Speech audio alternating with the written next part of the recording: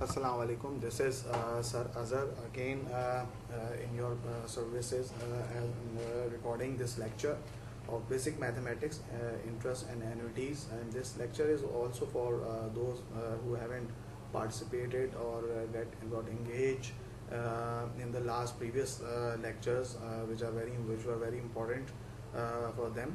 So they will also benefit from it. Okay. So let's start the lecture.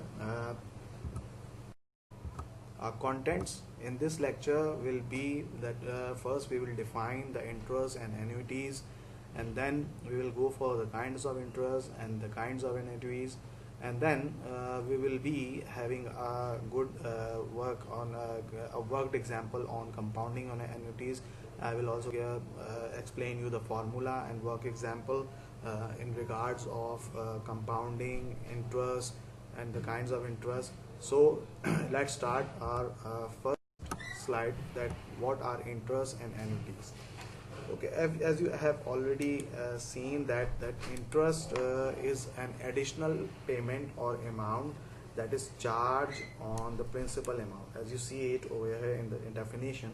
Okay, so what must be the principal amount? A principal amount is something that is being charged, जिसके ऊपर हम charge करेंगे. Okay, सो उसे principal amount कहा जाता है. सो उस amount पर इंटरेस्ट देखा जाता है, that how much interest we are going to charge, and that interest that we are going to charge is an additional payment. Okay, so always remember that an interest is always comprised of maturity time period, that is that we represent it with the symbol, with the sign of n in the formula, and the rate of interest applied for the whole maturity time period, that is R or I.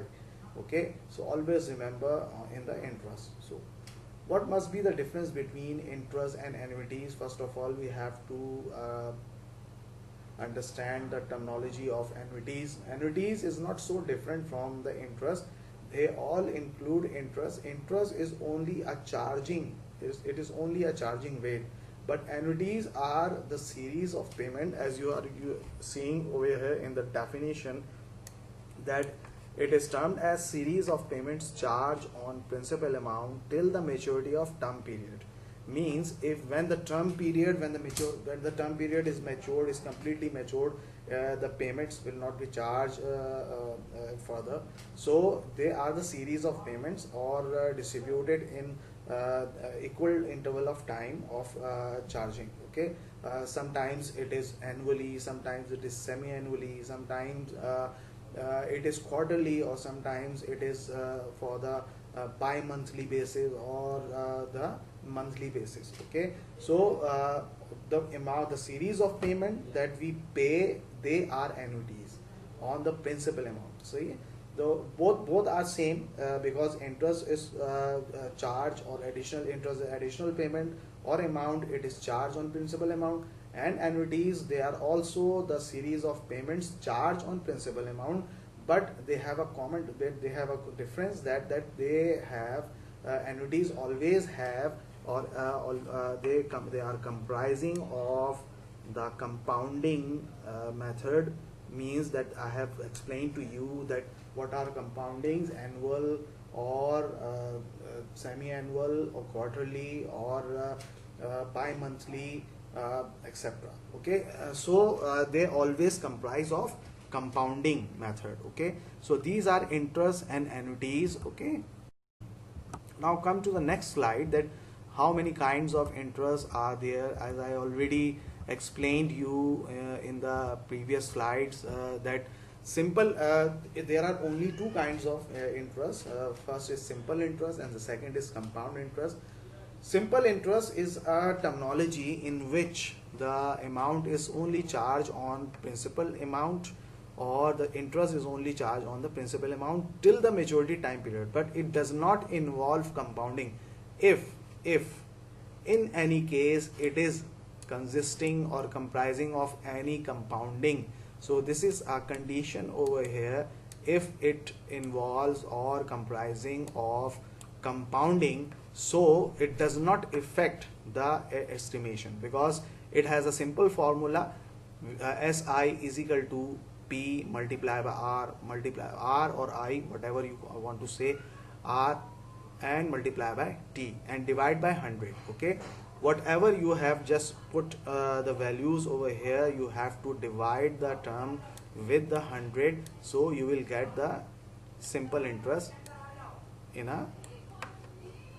Okay, so SI represent simple interest, as you are seeing over here. It is simple interest that we are going to estimate, and P denotes principal amount that you are seeing over here. Okay, principal amount means the interest that has to be charged on that amount. Okay, R is your rate of interest, or I is your rate of interest that has to be fixed for the maturity time period. That interest should be based on your rate of interest. Okay, T or N, you have to you must also write it like N, so it is a number of terms applied on maturity time period. So simple interest is so simple. It will be estimated very simply in regards of compounding. We will discuss compounding in our next slide.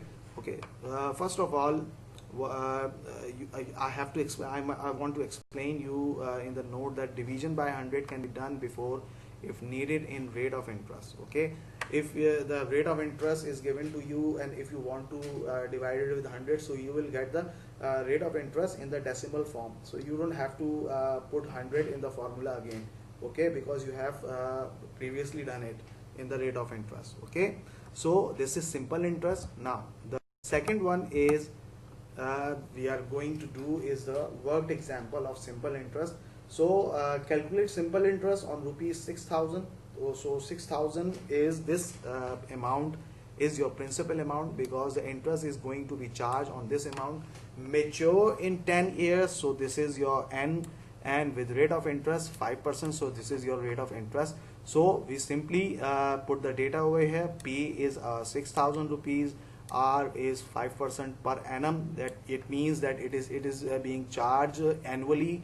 Okay, and N is your 10 years, means it is a maturity time period. So for the whole maturity time period, we put the formula over here, P into R into N divide by 100. So 6,000 multiplied by 5 multiplied by 10 divide by 100, it will give you 3 lakh divided by 100. So our simple interest is simply 3,000 rupees on 6,000 rupees. So we have estimated over. Okay, as you are seeing in the highlighted area. Okay, so this is the work example of simple interest. It is so easy, so don't be so worried about it. Then the second work example is the compounding. First of all, going to the compound interest, first we have to understand the compounding, that what is compounding. Compounding, as you see over here, it is an adjustment of rate of interest and the maturity time period into number of intervals. So we adjust all of these things into number of intervals, even if it is if it is rate of interest or the maturity time period. Okay, so compounding is done on 5 basis, means annually, that it is charged for the whole year, or semi-yearly, or it is charged twice a year, or it is charged quarterly, means 4 times a year.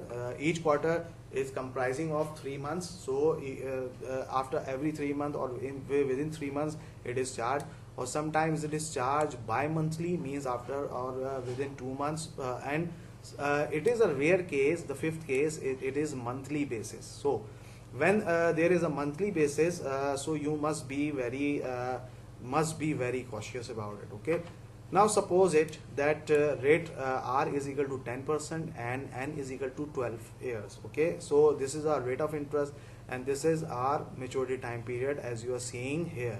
Okay, now compounding on yearly basis, we are going to do the example of on yearly basis, that rate of interest will be charged for the whole year, and the number of maturity time period is year. Okay, now then R divide by 100, you have to divide rate of interest with 100 to get the decimal value of your rate of interest. Then 0.10 divide by, because it is charge annually, so we have to divide it with 1 only. So it will be your 0.10 is your rate of interest. So this is a adjustment in the rate of interest through compounding. Okay. Now it is a term. Now the term for n, the number of terms or the maturity time period. So 12 multiplied by 1 means they have the 12 terms. Okay, they have the 12 terms. So the rate of interest will be charged for the 12 terms. Okay. So this is a worked example of annually or per annum, when the rate of interest is adjusted per annum or annually. Okay. Now second work example is for compounding is the rate of interest for semi-annual basis. Okay. So our data remains same. R is 10% and N is 12 years. So compounding a semi-annual base means we will we have to calculate the R divided by 100 first, means it will give you the value of 0.10, and then you will divide 0.10 with the 2, so which means that you will get its half. Okay, 0.50. Okay, 0.10 half is 0.50. Okay, now N multiply by 2, which means that it is 12 multiplied by 2, and this thing is with you that 24 terms, that this rate of interest will be charged for 24 terms. It will be charged for 24 terms. Okay.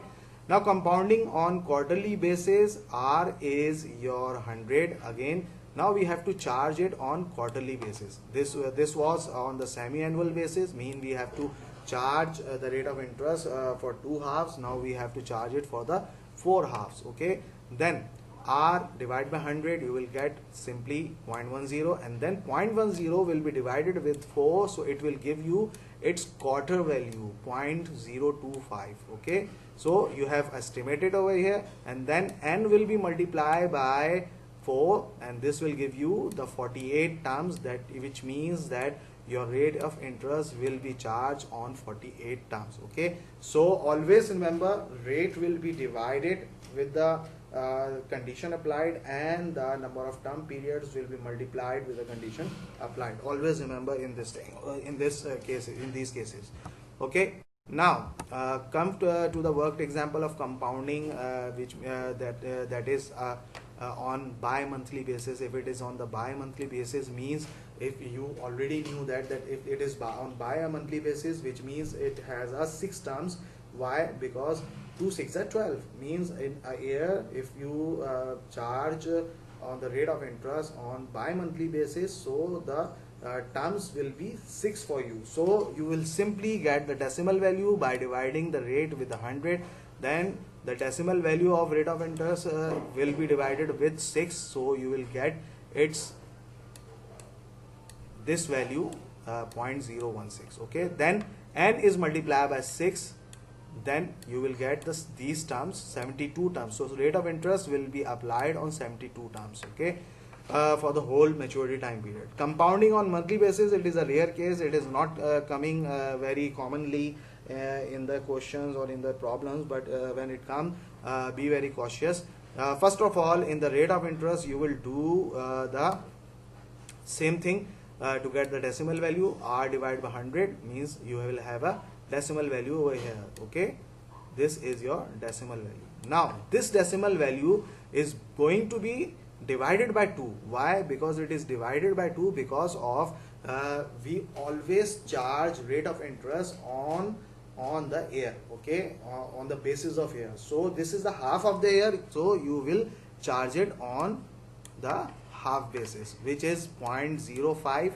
So this is your value 0.05. Okay, then N will be multiplied by 6, not the 2. Why? Because 12 multiplied by 6 is 72 terms. Okay, so these are your 72 terms. Okay, so you have to do it. So these are the examples of compounding, worked example of compounding. Then now I'm coming towards the compound interest, that what is compound interest. compound interest is simply that I already have told you about it, that it is an amount that is compounded on the rate of interest, or compounding is done on the rate of interest and the maturity time period. Means we have to adjust the value of rate of interest and the number of term period. So formula, first of all, if the amount is not given to you, so you have to first find the amount of compounding, then you will find the compound interest. So this is the formula of compound interest as you are seeing over here. I'm recalling this formula. Say A equals to P 1 plus R divided by 100. If you have already divided R with 100, so you don't need to divide it further with 100 in the formula. So it will be P 1 plus R simply and the power of n. So it will be like this. Okay, so the formula, if you divide it with 100 already R, okay, where A is amount on principal by compounding. If the compounding is given to you, so you will have to do the compounding on the rate of interest and the number of term period. Principal amount is your rate of interest and number of terms on maturity time period.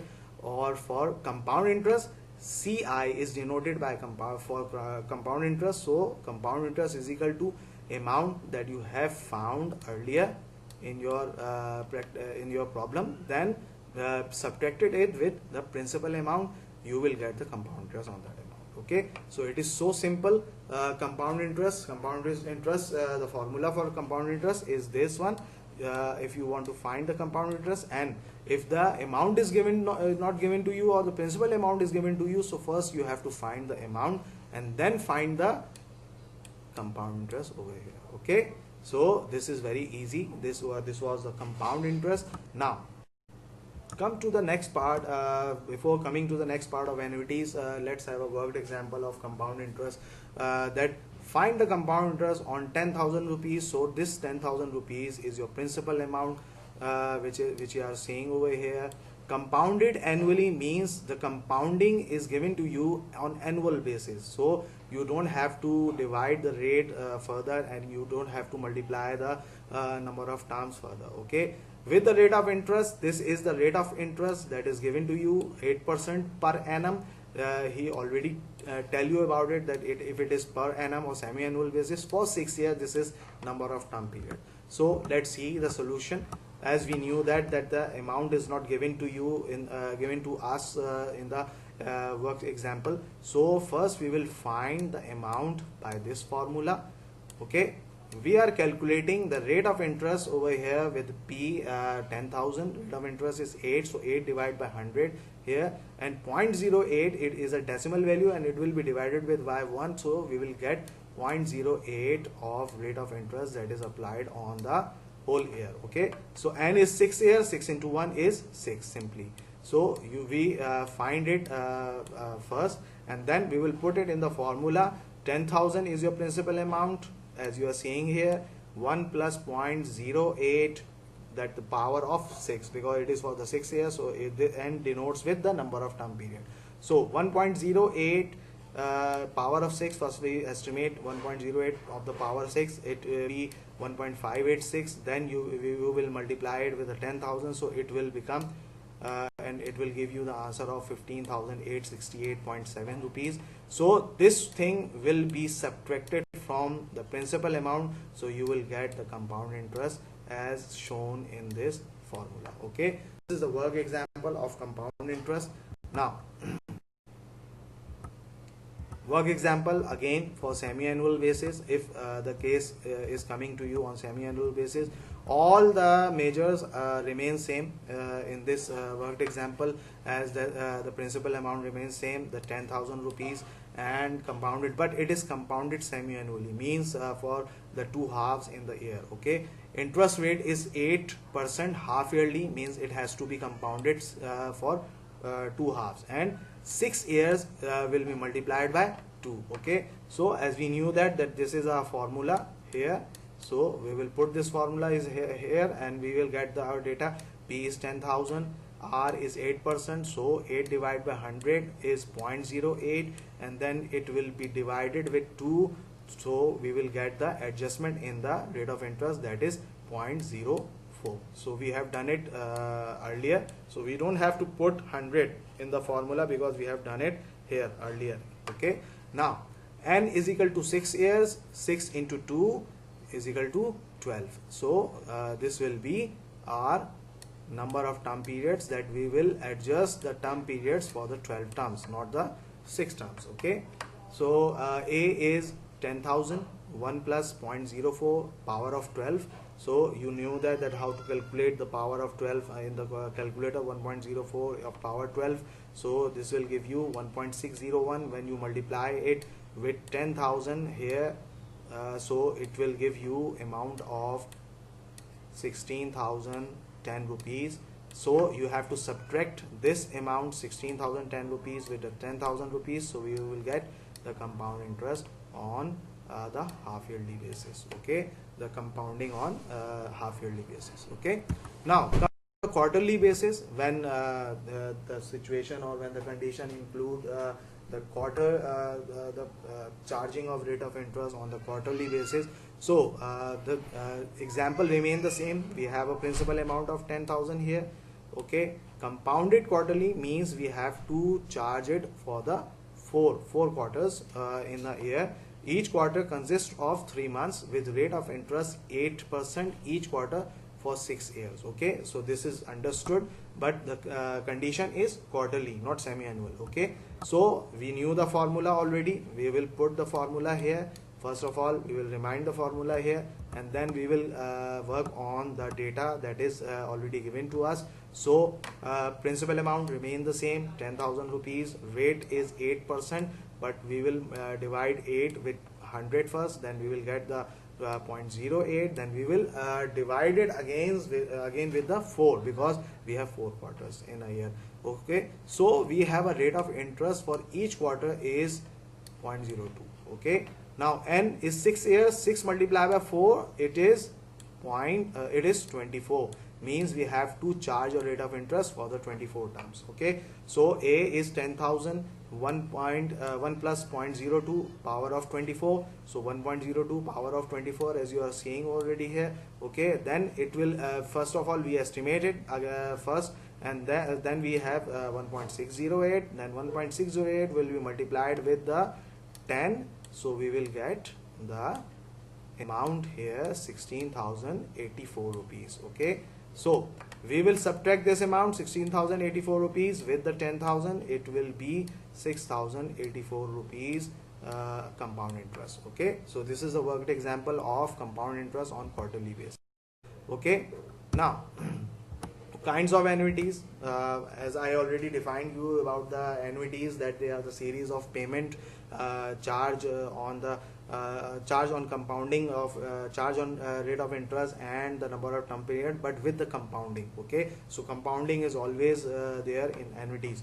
So first kind is present value of the annuity, that what should be the amount after the completion of a single term, means the first year. Okay, and the other is future value, that what should be the amount, what should be the sum of amount after the completion of whole term, means if it is given to you 6 terms, then after 6 terms what should be the sum of amount. Okay, so the formula for PVA, we denote it with the PVA, present value of annuity, is equals to P and then 1 plus R power of n minus 1 divided by R 1 plus R power of n. Okay, where P is your principal amount, R is your rate of interest simply, and n is your number of terms. So it is an amount matured at the end of first year in the beginning. Okay, so this is the present value. Okay, now the future value, we denote it with the FVA, future value of annuity. The formula is simple,